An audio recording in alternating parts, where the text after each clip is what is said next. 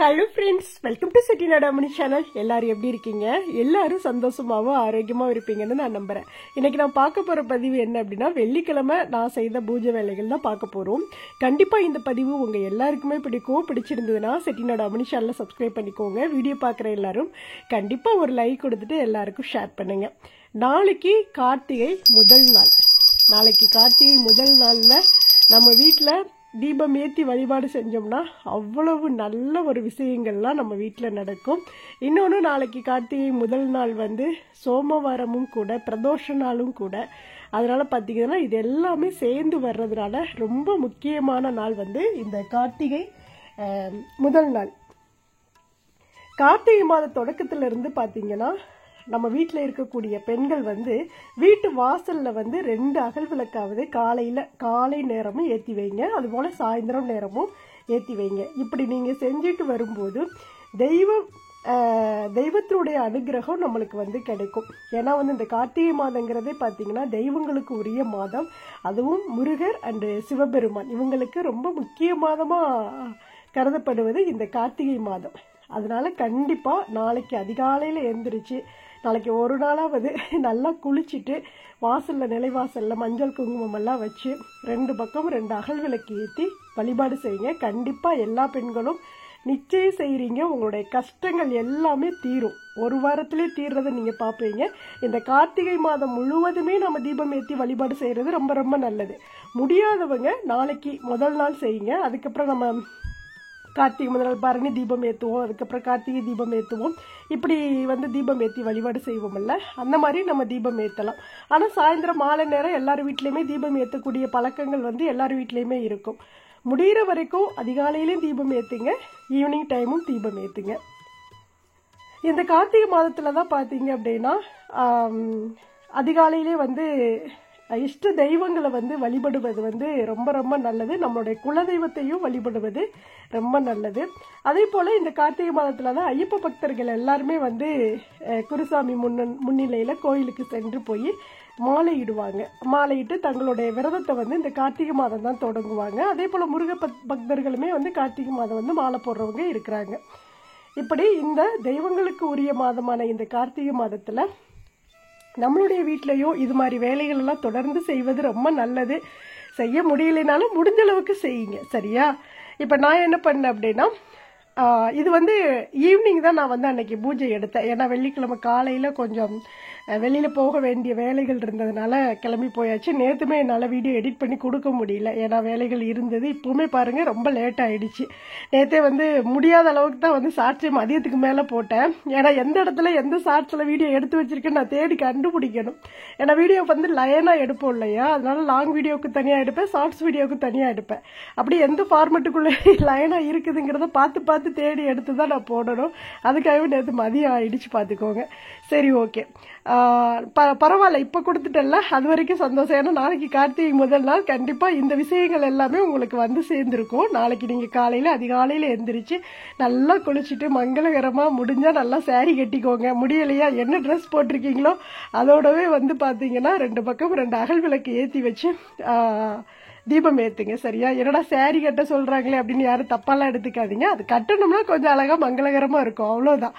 அதை தவிர கட்டி தான் ஆகணுங்கிற கட்டாயமெல்லாம் கிடையாது. அது நம்மளுடைய கம்ஃபர்டபுளை பொறுத்தது தான். நம்ம எந்த ட்ரெஸ் போட்டுட்டு நம்மளுக்கு வேலை செய்ய ஃப்ரீயாக இருக்குதோ அதை போட்டுட்டு நம்ம மன திருப்தியோடு பூஜைகள் பண்ணலாம், வேலைகள் செய்யலாம், எல்லாமே செய்யலாம். இன்னொன்று ஒரு 2 வாரத்துக்கு முன்னாடி ஒரு சிஸ்டர் கமெண்ட்ஸில் கேட்டிருந்தாங்க, என்ன அப்படின்னா, அக்கா நைட்டி போட்டுட்டு சாமி கும்பிடலாமா அப்படியெல்லாம் கேட்டிருந்தாங்க. தாராளமாக கும்பிடலாம். உடைகள் என்பது இதை தான் போடணும், இதை தான் போடக்கூடாது அப்படிங்கிற ஒரு வரைமுறையெல்லாம் எதுவுமே இல்லை. இப்போ நம்ம வெளியில் கோயில் ஸ்தலங்களுக்கு போகிறோம், அங்கே போகையில் சாரீ கட்டிட்டு போவோம், இல்லை அப்படின்னா சுடி போட்டுட்டு போவோம். இப்போ நம்ம வீட்டுக்குள்ளே தான் இருக்கிறோம் இல்லையா, அதனால் நைட்டியெல்லாம் போட்டுட்டு நம்ம சாமியெல்லாம் கும்பிடலாம், ஒன்றும் தப்பு இல்லை. இப்போ தினமுமே நம்ம தீபம் ஏற்றுறோம், அதுக்காக தினமுமே நம்ம சாரீ கட்டிகிட்டே தீபம் ஏற்ற முடியுமா? அந்த காலத்தில் இந்த உடைகள் எல்லாம் இல்லை, அப்போல்லாம் அது சாரீ தான் இருந்தது. இன்னொன்று, இந்த மாதிரி நாகரிகத்தெல்லாம் யாரும் அப்போ விரும்பலை. அதனால எல்லாருமே சாரியில் இருந்தாங்க. எப்போதுமே சாரியில் தான் இருப்பாங்க. நைட்டியெல்லாம் அதுக்கப்புறம் வந்தது தானே இல்லையா, ரொம்ப பணக்காரவங்க தான் அப்படிலாம் போடுவாங்க. இப்போ அது யூனிஃபார்ம் மாதிரி மாறிடுச்சு. அதனால எனி டைம் நம்ம ஒரே யூனிஃபார்மில் தான் இருக்கிறோம், நைட்டியில் தான் இருக்கிறோம். முக்கியமான நாள் கூட பார்த்தீங்க அப்படின்னா, இப்போ தீபாவளி வந்தால் கூட என்ன ட்ரெஸ் எடுத்தாலும் கூட ஒரு புது நைட்டி ஒன்று எடுத்துக்கிறோம். ஆனால் பட்டு புடவை எடுத்தாலும் சரி, இல்லை பலன்னு நம்ம சுடிதார் எடுத்தாலும் சரி, அன்னைக்கு அந்த நைட்டியை மாற்றிட்டு ஃபுல் டேயும் அந்த நைட்டிலே தான் இருப்போம். நான் அப்படி தான் இந்த வருஷம் ஃபுல்லாக இருந்தேன். அதனால பார்த்தீங்கன்னா நம்மளுக்கு நைட்டி தான் யூனிஃபார்ம், நைட்டி தான் தெய்வங்களுக்குடைய உடை மாதிரி மாறிடுச்சு இப்பெல்லாம். அதான் தெய்வங்களுக்குன்னா நம்ம பூஜை செய்யலையும் நம்ம வந்து நாமளே போட்டுக்கிற அந்த சேரீக்கு பதில் நைட்டே மாறிடுச்சு அப்படின்னு சொல்ல வரேன். அதனால ஒன்றும் தப்பெல்லாம் ஒன்றும் கிடையாது. நம்மளுக்கு எது கம்ஃபர்டபுளாக இருக்குதோ அதை போட்டுட்டு நிறைவாக பூஜை வந்து நம்ம செய்யலாம். மன தூய்மையும் மன அமைதி தான் நம்மளுக்கு ரொம்ப முக்கியம். அதனால் உடுத்துகிற ஆடையில் எதுவுமே கிடையாது, சரியா? கந்தலாக இருந்தாலும் கசக்கி கட்டிட்டு நாம் தெய்வங்களை வழிபாடு செய்யலாம். அதனால் அப்படியெல்லாம் நினச்சிக்காதீங்க.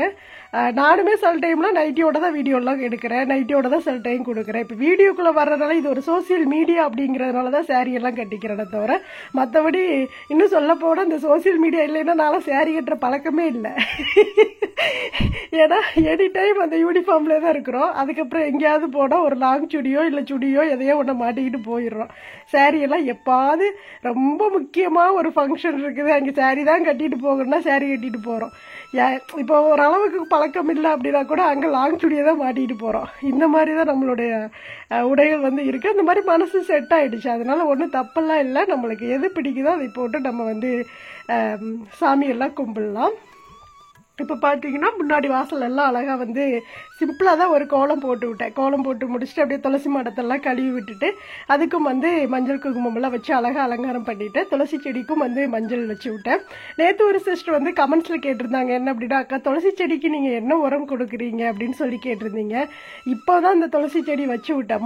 பார்த்தீங்கன்னா இதை விட நல்லா மரம் மாதிரி இருந்தது. அவ்வளவு கிளைகள் வந்து அப்படியே இந்த மாடமே தெரியாத அளவுக்கு துளசி செடி இருந்தது. நம்மளுடைய சேனலில் நீங்கள் பார்த்துருப்பீங்க. அவ்வளோ சூப்பராக இருக்கும். அது ஒரு டைம் ஊருக்கு போகையில் தண்ணி ஊற்றாமல் ஒரு மாதிரி வாடி போயிடுச்சு. அதுக்கப்புறம் இப்போ பார்த்தீங்கன்னா இப்போ ஒரு சமீபத்தில் ஊருக்கு போனேன். அதுக்கப்புறம் வச்ச செடியும் தண்ணி ஊற்றாமல் வாடிடுச்சு. அதுக்கப்புறம் இப்போ தான் பறித்து வச்சுருக்கேன், நல்லா தளைஞ்சு வந்துருச்சு. இப்போ பார்த்தீங்கன்னா இதுக்கு உரம் அப்படின்னா டிஏபி உரம் தான் கொடுப்பேன். அதுவுமே நான் இப்போ சமீபத்தில் கொடுத்தே ரொம்ப 6 மாதத்துக்கு மேலே ஆயிடுச்சு. தண்ணி அப்படின்னா அரிசி களைஞ்ச தண்ணி இருக்குல்ல, அதில் வந்து கொஞ்சம் தண்ணி கலந்துட்டு அதை அப்படியே வந்து அந்த துளசி செடிக்கு ஊற்றி விடுவேன்.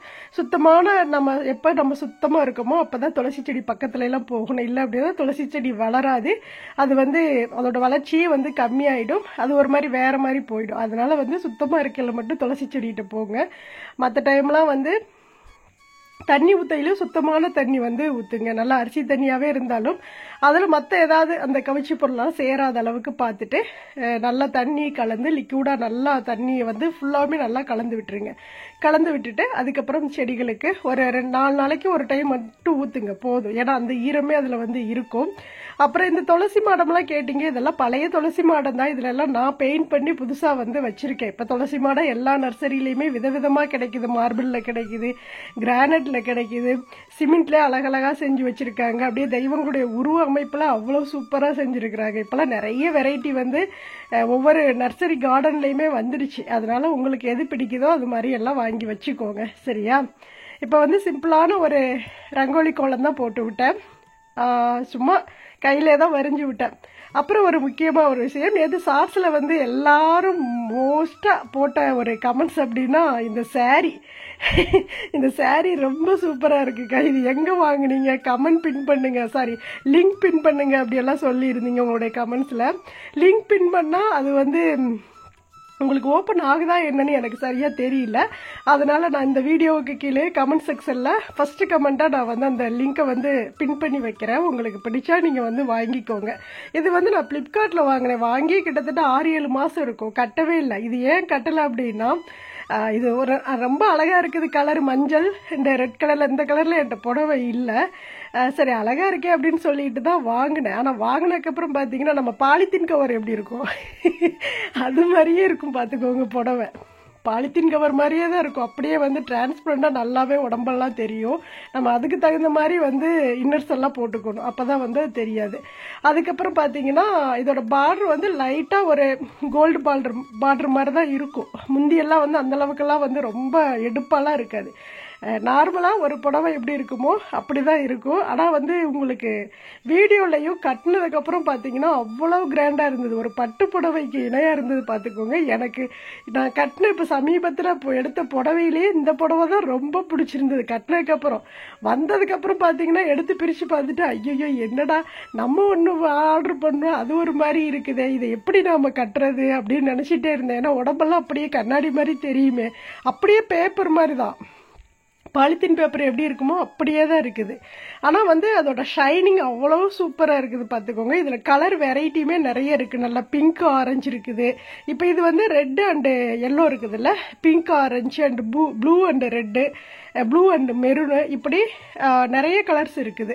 இப்போ எனக்கு இந்த புடவை இப்போ கட்டிட்டல, இனி அடுத்து பார்த்தீங்கன்னா அந்த பிங்க் ஆரஞ்சு தான் வந்து ஆர்டர் பண்ணணும்னு நினச்சிட்டு இருக்கேன். அது பார்க்குறக்கு அவ்வளோ அழகாக இருந்தது. அது இன்னுமே நல்லா இதை விட இன்னும் ரொம்ப சூப்பராக இருக்கும்னு நினைக்கிறேன். இதோட ரேட்டு பார்த்தீங்க அப்படின்னா 488 ரூபா. ஃப்ளிப்கார்ட்டில் தான் ஆர்டர் பண்ணியிருந்தேன். எனது சேரீயெல்லாம் நாம் வந்து இப்போ ஒரு பொருள் போடுறோம் அப்படின்னா அதோட அந்த ஐட்டம்ஸ் மட்டும் அப்படியே வந்து நம்மளுக்கு எடுத்து காட்டும். ஆனால் சாரீஸ்னு நம்ம வந்து சொன்னோம் அப்படின்னா கண்டிப்பாக அதை கண்டுபிடிச்சி தான் நம்ம தேடி எடுக்கணும். கண்டிப்பாக கண்டுபிடிக்கவே முடியாது. சில டைம் வந்து லிங்க் வந்து கேட்குறீங்க, நானுமே வந்து கொடுக்குறேன், ஆனால் ஓப்பன் ஆகலக்கா அப்படின்னு சொல்லிட்டு நீங்கள் கமெண்ட்ஸில் போடுறீங்க. சில டைம் வந்து அது ஓப்பன் ஆகுறதில்ல. அது என்ன ரூல்ஸ் அப்படின்னு எனக்கு சத்தியமாக எனக்கு தெரியல. ஆனால் நான் கொடுக்குறேன், உங்களுக்கு ஓப்பன் ஆச்சுன்னா பாருங்கள், ஓப்பன் ஆகலைன்னா நீங்கள் வந்து செக் பண்ணி பார்த்துக்கோங்க. அப்படி ஓப்பன் ஆகலைனாலும் நீங்கள் கமெண்ட்ஸில் சொல்லுங்கள். நான் வேணால் இதோட பேர் அந்த டீட்டெயில்ஸ் வேணால் உங்களுக்கு கமெண்ட்ஸ்லேயே நான் வந்து கொடுக்குறேன். சரியா? ஓகே, அவ்வளோதான் இந்த புடவையோட டீட்டெயில்ஸு சொல்லியாச்சு. அதுக்கப்புறம் நான் போட்டிருக்க ப்ளவுஸ் கொஞ்சம் லூஸாக தான் இருக்கும். இதுவுமே வந்து ஆன்லைனில் வாங்கின ப்ளவுஸ் தான். இந்த சாரீக்காக தான் எடுத்தேன். சரி, ரெட் அண்டு அந்த கோல்டு பார்டர் வந்து இருந்தது, எம்ப்ராய்டிங் பார்டர். அது சரி நல்லா இருக்கும் அப்படின்னு எடுத்தேன். எனக்கு வந்து இந்த பின்னாடி நாட்டு வச்சு கட்டி போடுறதெல்லாம் எனக்கு பிடிக்காது. அந்த அந்த சிஸ்டம் மட்டும் எனக்கு பிடிக்கவே பிடிக்காது. சரி முதல்ல வச்சு தப்பேன், ஆனால் ஆசையாக இருக்குன்னு தப்பேன், ஆனால் போடுறப்ப கட் பண்ணி விட்டுருவேன் வேண்டாம் அப்படின்ட்டு. அப்படி வந்து இதுலேயுமே அந்த நாட்டு இருந்துச்சு. இப்போ நான் போட்டிருக்கேன் எதனால அப்படின்னா கொஞ்சம் ப்ளவுஸ் வந்து லூஸாக இருந்தது. இன்னுமே கையெல்லாமே ரொம்ப லூஸு, ஷோல்டர் எல்லாமே லூஸு. இன்னுமே வந்து இதை வந்து ஃபுல்லாக பிரிச்சுட்டு நான் என்ன பண்ணணுன்னா, எனக்கு ஸ்டிச் பண்ண தெரியும், அதனால் என் உடம்புக்கு தகுந்த மாதிரி ரொம்ப ஃபிட்டிங்காக வந்து ஸ்டிச் பண்ணிக்குவேன். எல்லாம் கம்ப்ளீட்டாக பிரிச்சுட்டு நல்லா பப்பு வச்சு நீட்டாக தச்சுக்கலாம் அப்படிங்கிற மாதிரி ஒரு ஐடியாவில் இருக்கேன். ஏன்னா அந்தளவுக்கு வந்து துணியுமே அதில் இருக்குது. ரொம்பவுமே தான் லூஸாக இருக்குது, அங்கங்கே தூக்கி நிற்கும் பார்த்தீங்களா. அதனால வந்து சரி அப்போ நம்ம வந்து வெள்ளிக்கிழமை அன்னைக்கு கட்டியே ஆகணும் அப்படிங்கிறக்காக சரி ஓகே பரவாயில்ல எடுத்து போட்டுக்கலாம் அப்படின்ட்டு போட்டுட்டேன். அப்படி இருந்து லைட்டாக தூக்கி விட்டு தான் வந்து ப்ளவுஸை கொஞ்சம் டைட்டாக இருக்கிற மாதிரி காட்டினேன். ஆனால் அது பார்த்தீங்கன்னா கொஞ்சம் ரொம்பவுமே லூஸாக தான் இருக்குது. அதனால் அதை பிரித்து விட்டுட்டு நீட்டாக வந்து எனக்கு தகுந்த மாதிரி நான் வந்து ஸ்டிச் பண்ணுறேன். அதை உங்களுக்கு நான் வீடியோவாக காட்டுறேன், எந்த மாதிரி கட் பண்ணி நான் வந்து ஸ்டிச் பண்ணுறேன் அப்படின்ட்டு. நல்லா இருக்குது. ப்ளவுஸோட கிளாத் ரொம்ப நல்லா இருக்கும். பரவாயில்ல, இது ரொம்ப கம்மி தான், 200 ரூபாயோ ஏதோ சம்திங் அந்த ரேஞ்சு தான். அது நல்லா இருக்குது. நம்ம எடுத்து தைச்சா கூட இந்தளவுக்கு கிளாத்தில் இவ்வளவு விலையில் வந்து நம்மளுக்கு கிடைக்குமான்னு நம்மளுக்கு தெரியாது. ஆனால் நல்லா இருக்கு. அது சாரீக்கும் ரொம்ப மேட்ச் ஆகிடுச்சு. சரி ஓகே இருக்கட்டும் அப்படின்ட்டு அப்படியே விட்டுட்டேன். அதுக்கப்புறம் இந்த சாரியில் வந்து ப்ளவுஸ் பார்த்தீங்கன்னா ரன்னிங் ப்ளவுஸு தான். இந்த சாரிலே ப்ளவுஸுக்கு அதே மாடல் தான், அப்படியே ப்ளவுஸு. அதனால தான் நான் தனியாக ப்ளவுஸ் எடுத்தேன். இன்னும் நம்மளுக்கு ப்ளீட்ஸ் நிறைய வச்சு கட்டணும் அப்படின்னா சாரி பார்க்குறக்கு அழகாக இருக்கும்ல, அதனால சரி ஓகே அப்படியே இருக்கட்டும், நம்ம ஃப்ளீட்ஸுக்கு வந்து முன்னாடி நிறைய ஃப்ளீட்ஸ் விட்டுக்கலாம் அப்படின்ட்டு அப்படியே வந்து விட்டுட்டேன். அதனால எனக்கு இது ரெண்டுமே மேட்ச் ஆகிடுச்சு. ஓகே, ரெண்டையும் நான் வந்து சொல்லி முடிச்சாச்சு. அதுக்கப்புறம் வந்து கோலமெல்லாம் போட்டு முடிச்சுட்டு அப்புறம் வந்து முன்னாடி நம்ம உருளிக்கு வந்து அலங்காரம் பண்ணுறதுக்காக நம்ம வீட்டில் இருக்கக்கூடிய காகிதப்பூ, அது வந்து நல்லா கலர்ஃபுல்லாக இருக்கும் இல்லையா, அதனால் பார்க்குறக்கு ரொம்ப நம்ம உருளி அப்படின்னாவே பார்த்தீங்கன்னா நல்ல கலர்ஃபுல்லான ஃப்ளவரை வந்து போட்டு வைக்கணும். அது வந்து கான்செப்ட் என்ன அப்படின்னா நம்ம வீட்டுக்கு வரக்கூடிய கண் திருஷ்டிகளை வந்து இந்த உருளி அலங்காரம் வந்து போக்கும். அதுக்காக தான் வந்து அந்த உருளியை வந்து கலர் மலர்களாக வந்து முன்னாடி ஒவ்வொரு ஆபீஸாக இருக்கட்டும், பெரிய பெரிய வீடுகளாக இருக்கட்டும், பெரிய மால் இருக்கட்டும், எங்கேயா இருந்தாலும் முன்னாடி வந்து இந்த கண் திருஷ்டி வராமல் இருக்கிறக்காக. ஏன்னா அவங்க எதை பார்த்துட்டு இதை பார்த்தாலும் இது அப்படியே அதை வந்து அப்சர்வ் பண்ணிடுமாமா, அவங்களுடைய மனநிலையுமே மாற்றிடும். அதனால தான் இந்த உருளி அலங்காரம் பண்ணி முன்னாடி வைக்கிறது. இன்னொரு நல்ல பாசிட்டிவ் வைப்ரேஷனாகவும் இருக்கும். நம்ம வீட்டுக்கு முன்னாடி முன்னாடி இப்படி நல்லா கலர்ஃபுல்லாக அலங்காரம் பண்ணியிருக்கையில், அதுவும் நான் வந்து வச்சிருக்க உருளி வேற கோமாதா உருளி இல்லையா. எப்போதுமே அந்த கோமாதாவுடைய ஆசீர்வாதம் நம்மளுடைய வாசல் படியில் நிலைவாசலில் இருந்துட்டு இருக்க மாதிரியே இருக்கும். நம்ம வந்து கோமாதாவை எப்போ கொண்டு வருவோம், வீடு கிரகப்பிரவேசத்தப்போ உள்ளே கூட்டிகிட்டு வருவோம். ஆனால் என்னோட வீட்டில் எப்போதுமே கோமாதா என்னோட வீட்டில் நிலைவாசல்லையே வந்து இருப்பாங்க. பார்த்துக்கோங்க, எனக்கு அது அவ்வளோ பிடிக்கும் அந்த உருளி. இதை பற்றி டீட்டெயில்ஸ்லாம் நம்மளுடைய சேனலில் நான் எங்கே வாங்கினேன், என்ன ரேட்டு, இதெல்லாமே நான் கொடுத்துருக்கேன். அன்பாக்சிங் பண்ணியே நான் வந்து வீடியோவாக கொடுத்துருக்கேன்.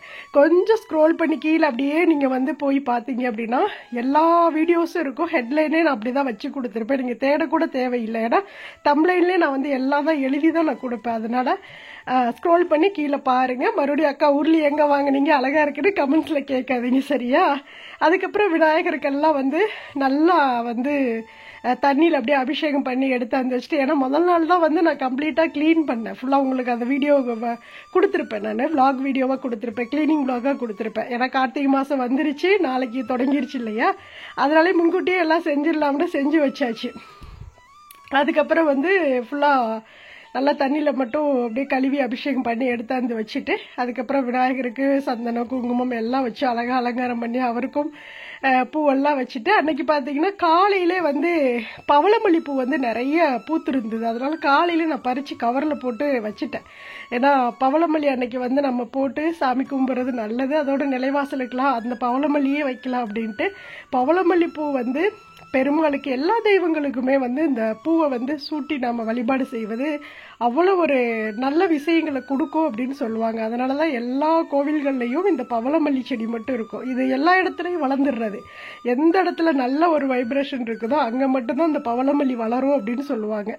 அது எப்படின்னா ஒரு தெய்வத்துக்கே உரித்தான ஒரு பூ. எல்லா பூவையும் விட இதில் உள்ள ஒரு அதிசயம் என்னன்னா, எல்லா பூவும் நைட்டு மொட்டா இருந்து காலையில் சூரிய ஒளி வர வரதான் மலரும்.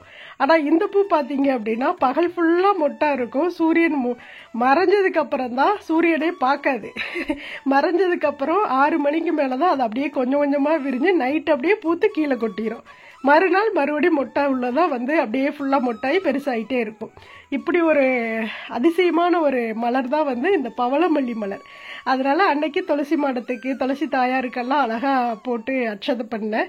அதே போல் நம்மளுடைய நிலைவாசலுக்கும் 2 பக்கம் இருக்கக்கூடிய தீபத்துக்கும் அழகாக போட்டேன். அதே போல் விநாயகர் பெருமானுக்கும் இந்த பவளமல்லி போடணும் அப்படின்னு நினச்சிட்டே இருந்தேன். நிறைய இப்போ பனிகாலம் வந்துருச்சு இல்லையா, இப்போ தான் இதோட சீசன். நிறைய பூ காலையில் வாசலில் போய் நம்ம கேட்டு திறக்கையிலே பார்த்தோம்னா வாசல் ஃபுல்லாக பூவாக தான் இருக்குது. கூட்டுறக்கே மனசு இருக்காது எனக்கு.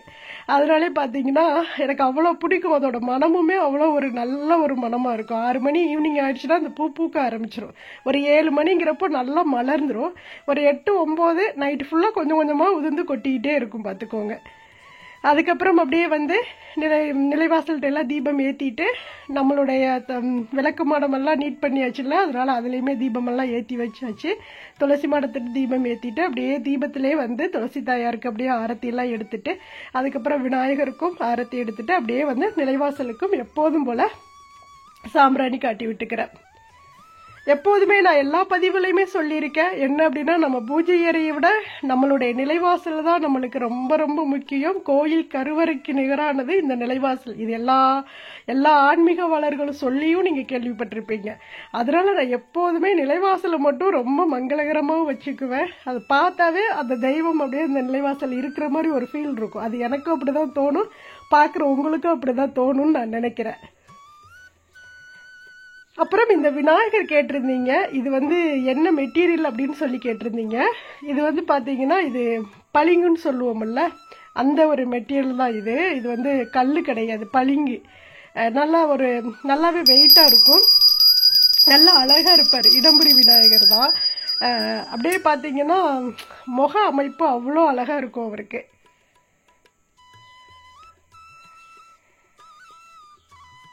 இந்த விநாயகர் தான் என்னோட சேனலையே வந்து இந்த உலகத்துக்கே காட்டுனவர் இந்த விநாயக பெருமான் தான். இவரை வச்சுதான் நான் ஃபர்ஸ்ட் பாத்தீங்கன்னா அபிஷேகம் பண்ணி ஒரு பூஜை வீடியோஸ் வந்து கொடுத்துருந்தேன். பாத்துக்கோங்க, எப்போதும் செய்யற வேலைகள் தான். ஆனாலும் நம்ம வீடியோ நான் வந்து நம்மளுடைய சேனல் சமையல் சேனல் தானே அப்படின்னு நினைச்சிட்டு எடுக்காம எப்போதும் செய்யற அந்த அபிஷேகத்தை கூட நான் வீடியோ எடுக்க மாட்டேன். ஏன்னா கண்டென்ட் மாறிடுமே அப்படிங்கறக்காக அந்த ஒரு நாள் மட்டும் இவருக்கு அபிஷேகம் பண்ணதை எடுத்து அப்படியே வீடியோவா வந்து போட்டு விட்டுருந்தேன். பூஜை பண்றது இப்ப நான் எப்படி பண்றேனோ அதே மாதிரி. அதுதான் பாத்தீங்கன்னா ஃபுல்லா உலக அளவுல எனக்கு பயங்கர ரீச்சிங். கிட்டத்தட்ட 4.5 லட்சம் பேரோ 5 லட்சம் பேரோ பார்த்திருந்தாங்க. சேனல் மானிட்டேஷன் ஆனது இந்த ஒரு வீடியோல தான். எனக்கு என்னை உலகத்துக்கு காட்டினவரே இந்த விநாயக பெருமான் தான். அவ்வளோ ஒரு அதிர்ஷ்டமான ஒரு விநாயகர் என்னை பொறுத்தளவுல அவரு. அவ்வளோ பிடிக்கும் எனக்கு விநாயகர் அப்படின்னாவே. விநாயகரை பார்த்துட்டாவே என்னுடைய எல்லா கஷ்டங்களும் தீர்ற மாதிரி எனக்கு ஒரு ஃபீல் இருக்கும். எப்போதுமே விநாயகர் முகத்தை பார்த்துட்டே இருக்கணும் நான். அதுக்கப்புறம் அப்படியே வாசல்ல வந்து 5 தீபமெல்லாம் ஏற்றி வச்சாச்சு. ஏற்றி வச்சுட்டு நல்ல ஒரு மன திருப்தியோட ரொம்ப நாளுக்கு அப்புறம் சூப்பரா நீங்கள் நினைச்ச மாதிரியும் நான் நினைச்ச மாதிரியும் ரொம்ப அழகா தெய்வீகமான ஒரு பூஜை வீடியோஸ் உங்களுக்கு நான் கொடுத்துட்டேன். கண்டிப்பா இந்த பதிவு உங்க எல்லாருக்குமே பிடிச்சிருக்கும் நான் நினைக்கிறேன். இந்த விநாயக பெருமானுடைய அருளும் ஆசீர்வாதமும் எல்லா மக்களுக்கும் நிறைவா கிடைக்கட்டும்னு மனசார வேண்டி இந்த பதிவை நான் முடிச்சுக்கிறேன். நாளைக்கு கார்த்திகை 1. கண்டிப்பா நான் ஃபர்ஸ்ட் சொன்ன மாதிரி காலையில நாளைக்கு அதிகாலையில 2 மண் அகல் விளக்கு நம்மளுடைய வீட்டு வாசல்ல ஏத்தி வச்சிருங்க. இப்ப புது விளக்கு இருந்தா நீங்க புது விளக்கு வாங்கி ஏத்தி வைக்கலாம். பழைய விளக்கு இருந்தாலும் நல்லா கழுவிட்டு மஞ்சள் குங்குமம் வச்சு நல்லா தீபம் நிறைய எண்ணெயோ இல்ல நெய்யோ ஊத்தி 2 பக்கம் நிலைவாசல்ல 2 இடத்துலயும் தீபம் ஏத்தி வச்சு வழிபாடு செய்யுங்க. சாயந்தரமும் அது மாதிரி செய்யுங்க. கண்டிப்பா இந்த கார்த்திகை வந்து எல்லா கஷ்டங்களையும் தீர்த்துரும் அப்படிங்கிற ஒரு நம்பிக்கையோட இதை நீங்க செஞ்சு பாருங்க. ஒரே வாரத்துல நல்ல ஒரு மாற்றம் கிடைக்கும். நம்பிக்கையோட செய்யுங்க. தேங்க்ஸ் ஃபார் வாட்சிங். நன்றி, வணக்கம். அனைவருக்கும் நல்லதே நடக்கும். தேங்க்யூ.